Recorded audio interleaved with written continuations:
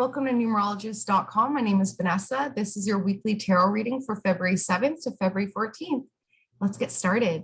As always, want to take a deep breath in and exhale. Now think of a number between 1 and 3. 1, 2, or 3.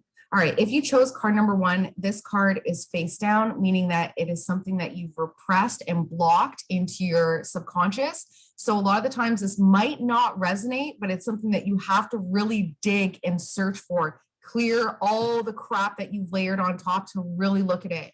And this week, it is the Queen of Swords. So it's your relationship with a female air sign. This is a Libra, Aquarius, or Gemini. And this person was almost like villainized or demonized when it comes to their independence. They were a free thinker, incredibly opinionated. Their one opinion or their one thought was very, very special, unique, and therefore it isolated them. During Aquarius season, we are really bringing up a lot of the pain associated with our words. We're also in the shadow side of Mercury retrograde. So we are starting to see that, you know, what they say about the pen being mightier than the sword. A lot of our words are casting spells. And this Queen of Swords energy showed you that through her experience. So this could absolutely be an ancestor, an elder that passed away, or that maybe is still living, but has lost their voice, has had some sort of throat issues or tongue issues that they can't express their truth because it demonized them in the past. You have an obligation to look at that experience, to go inward. You'll hear what other people are saying about it. Go inward and be like, wait, that doesn't resonate with me. That doesn't sound right.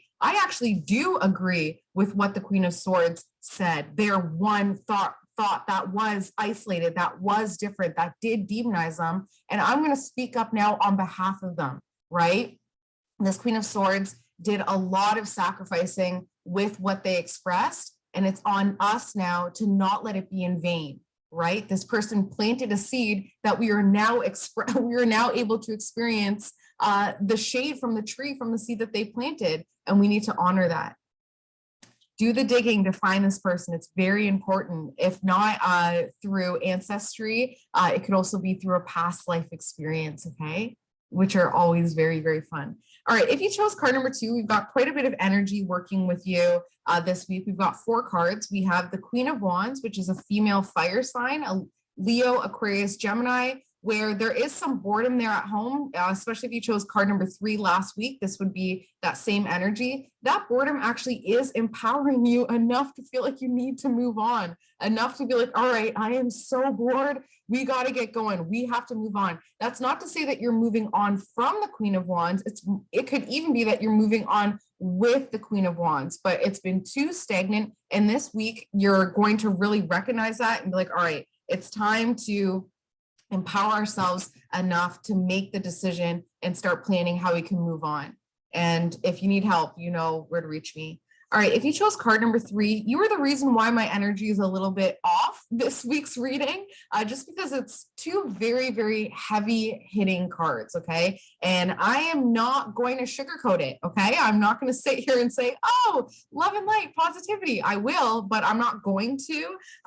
You have divine intervention coming in this week. That is the Devil card, is very negative. It's the dark side of everything that we want, essentially. The Devil card represents the negative side of everything that we feel we want, but it is divinely intervened. It is coming from a higher source. So sometimes when the absolute worst thing can happen to us, it ends up being the absolute best in the long run, and we just don't see it. You know, when you stop to think about what is the absolute worst thing that has happened to you, do the trail. Yeah, that absolute worst thing that happened to you led to this, that led to that led to this. I'll give you case in point. The first death I ever experienced was my grandmother. These are her cards. These are her cards that I only got after her death. I started doing tarot reading after she bereaved me her tarot deck. So the absolute worst thing in my eyes at that age was death. And look at how many people,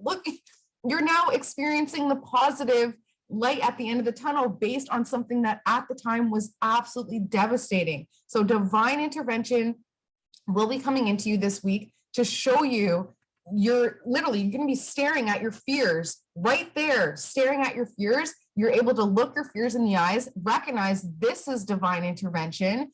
You do not scare me, and you can move forward with confidence and start to bring back in the light. Okay. If you need help, please reach out to me. Like I said, like I've experienced the darkness before, and I can help you try and find the light within that.